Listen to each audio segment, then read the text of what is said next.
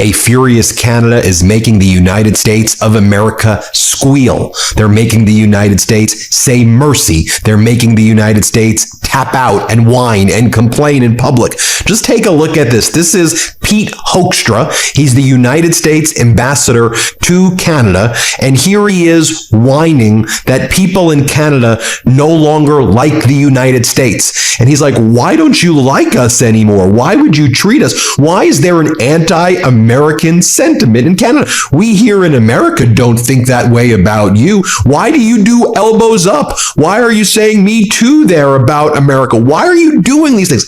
I don't know, Pete. Maybe it's because Donald Trump has threatened the very existence of Canada, has threatened the sovereignty of Canada, has repeatedly referred to Canada as the 51st state. Maybe, Pete, it's also because of people like you who are sociopaths who are there attacking Canada each and every day. And then when Canada fights back to protect itself in retaliation to the offensive threats by the United States, you and people like you in the Trump regime play the victim. And you're like, why are you going after us? What did we ever do to you? Threaten the very existence of the country, Pete Hoekstra. That's what you idiots have done in the Trump regime. And you have crippled United States tourism as Canada has led a boycott throughout the entire world. Las Vegas is suffering as a result of morons like you, and Americans across various industries are suffering because Canada is buying Canada and making relationships with the rest of the world. Pete, it's pretty obvious. And when you're out there saying things like that at the Halifax Chamber of Commerce, you are just pissing off Canadians even more. You're not making things better when you have such a detachment from a reality when it's obvious the cause of this in the first place. You, Trump, your regime. Here, watch him right here. What a maniac this guy is. Here, play this clip. The thing that was probably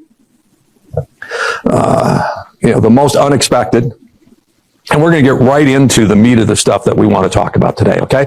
I'm disappointed that I came to Canada, a Canada that it is very, very difficult to find Canadians who are passionate about the American-Canadian relationship, okay? You ran a campaign where, it was anti-American, elbows up, me too, it was an anti-American campaign. That has continued. That's disappointing.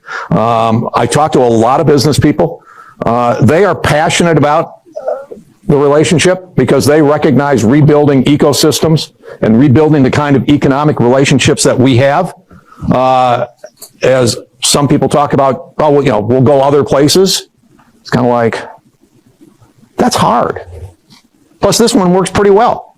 We've created a lot. Yeah, hello, welcome back again to Willy Doki Stories. If you're watching me for the first time, don't forget to subscribe, like, and share. So today, Canada is quietly hitting the U.S. where it hurt the most. People's wallet, Canada, a growing boycott of American product is picking up momentum, and it's not staying quiet for long. What started as a simple shift towards what we call buying local is now turning into something far bigger, sparking strong reactions and raising eyebrows across the border. Because once politics starts influencing what people buy, it stops being just about products and starts becoming something personal. So folks, let's watch this, then we'll meet after the videos and talk about what's really happening in Canada versus America. The days of our military sending 70 cents of every dollars to the United States are over.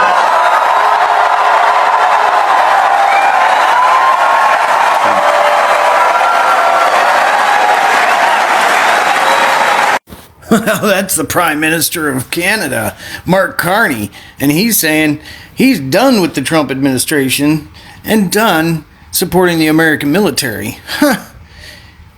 You know what else seems to be done? The days of things spontaneously combusting. Wait. Things... Okay, I don't know. Things are spontaneously combusting all over the place. You seen that? I don't know what's going on. And again, this is just speculation and satire and just my opinion and everything else.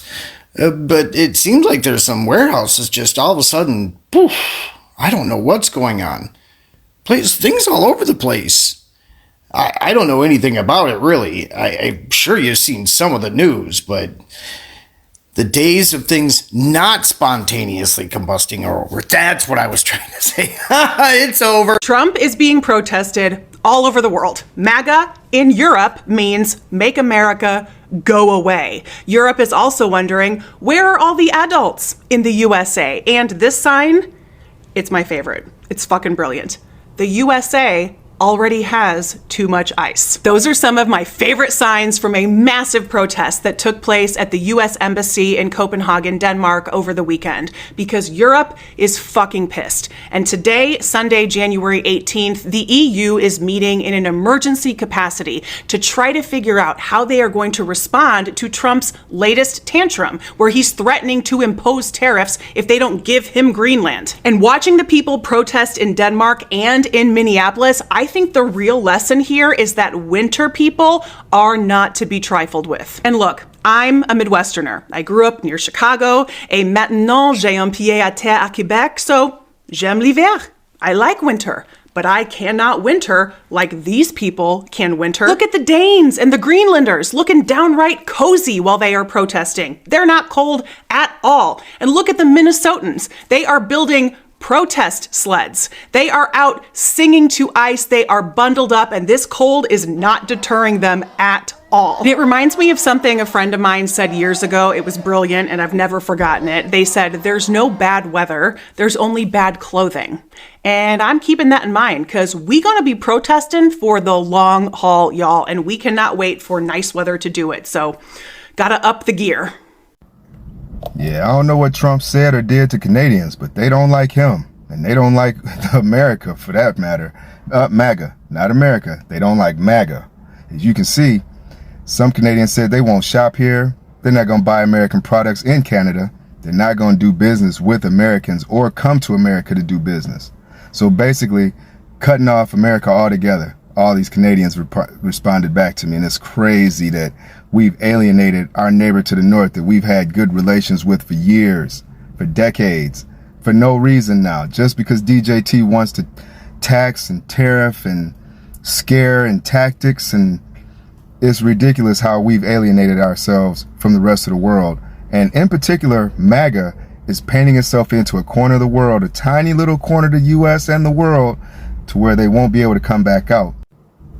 The Chinese summit showed the rest of the world, 20 nations came together in order to form a new union, a new way of doing business and conducting themselves without the Western influence, and in particular, without the US, most likely due to DJT.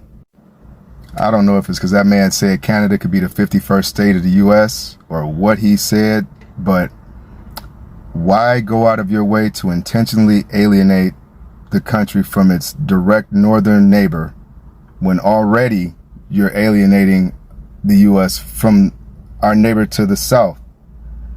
Why would we paint ourselves into this corner of the world where we're alone with very few, if any, allies, and intentionally break down all communications, business, and relations with the rest of the modern world, to the point where North Korea is in China with Russia together, including India and Iran, and they're meeting to develop new currencies. They're trading technology, military weapons, oil, money. They're forming a new world without the US. I don't know if this is making America great again. I don't know if there's a plan or there's some type of goal to this, but to me it just seems like MAGA is getting painted into a corner, tiny little corner. Nobody's going to pay attention to it anymore. Those people will just be ostracized and left alone to their own little business. They won't be able to conduct business with the rest of the world. Nobody's going to reach out to them. Nobody's really going to care what happens to them.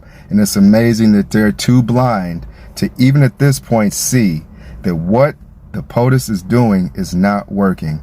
And why would you support what no one around the world is supporting? I don't understand it. It doesn't make sense. But hey, again, I could be wrong. That's just my 2 cents. So it is what it is. Hopefully, God bless, we can get through this. But yeah, Canadians don't like America, and they definitely don't like DJT. And hey, I don't know if we can blame them. U.S. Commerce Secretary Howard Lutnick testified before a Senate committee today, and he was upset because Canadian provinces are still blocking the sale of U.S. liquor. Canada's economy leans on the incredible $30 trillion economy of America. But there's no doubt about that, Mr. Secretary. But insulting our closest ally and neighbor who provides a lot of business, we have a lot of businesses in New Hampshire, small businesses who work on both sides of the border. We have all those Canadian visitors who are not coming because of your comments and comments by the administration. How does that help our economy? it is outrageous that Canada will not put U.S. spirits on the shelf. It is insulting. It is. And disrespectful to America that they won't Absolutely. even put... And my husband has an interest in a company that has American spirits, and they won't do it because of the insults from this president and comments like yours. So I want to go on to another question. We do, but we are not going to get agreement when we keep insulting people.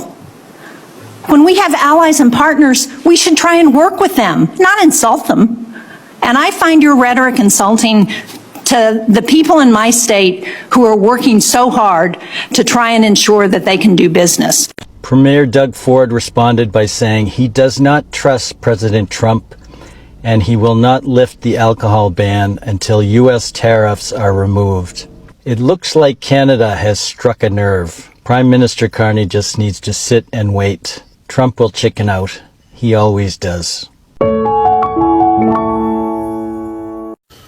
You know, it's hysterical, the MAGA response to Canadians boycotting American products and canceling their trips to the United States. Well, we're not going to buy Canadian products. Honey, that's going to be hard because you can't even identify Canada on a map, let alone Canadian-made products. So good luck with that.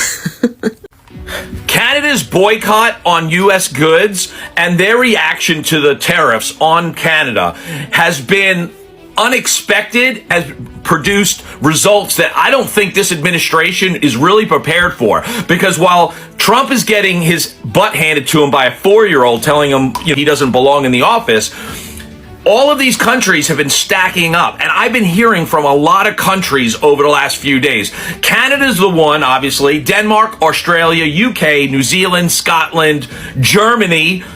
I don't necessarily think you want them on your side, but why not? It's finally nice to see them on the right side of history. But it's been bad. And I can tell you right now, when I added up all the countries that I've actually seen that the money that they could possibly potentially be stopped giving to this country's economy, it's over $600 billion, okay? Now remember something, the United States only exports $3 trillion per year in goods and services to other countries. And I'm already seeing $600 billion of it going bye-bye. And the worst part, again, as I've said, if Mexico and Canada stop importing our products, that's one thing. But if they stop exporting their goods and services to us, we're going to lose almost half of our ability to actually make money for the country, because we import a lot of raw materials we then turn profit on and sell to other countries. Where are we going to get that information and that material from? Guys, anybody that's been watching this, to leave a comment, repost this. Let me know what you guys think. And if I'm wrong, I want to hear that too.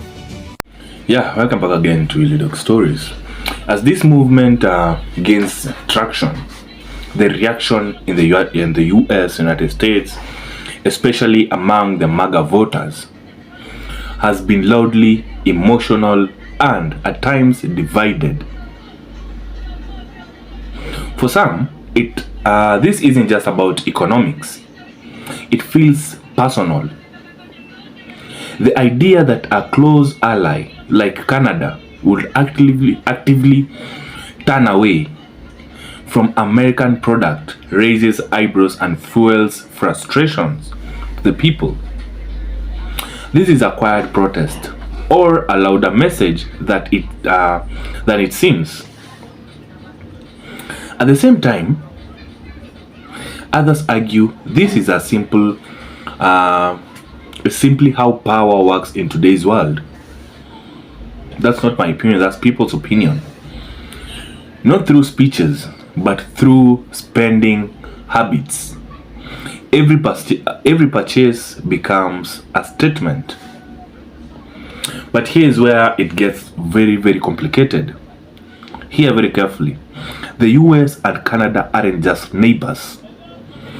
They are deeply tied through billions in trade, shared industries, and supply chains that cross border every single day.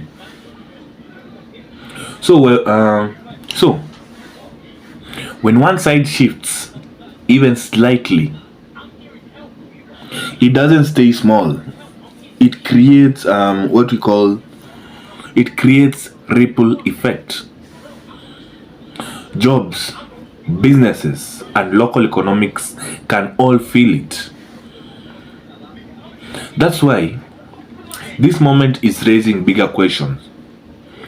Is this a calculated economic move meant to strengthen Canada internally? Or is it more of a symbolic stance that could unintentionally strain one of the world's closest partnership?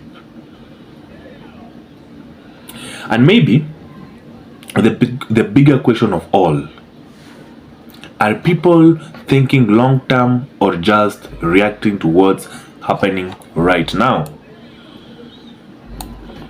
What makes this situation so powerful is what it represents beyond just these two countries. This isn't only about Canada or the US. It's about a growing shift in how people use their influence. More and more everyday decisions, what you buy, where you shop, who you support, are becoming political, whether people intend it or not. But that comes with a trade-off. When everything becomes a statement, does it actually lead to a change or just deepen the divide? And if this trend continues, where does it go next? Could it go to more countries or even more groups start using the same strategy? Or does it risk turning global relationship into constant back and forth tension? One thing is very clear here, folks. This isn't just a passing moment. It is part of a bigger shift happening in real time. Trust me. So now, it comes down to you.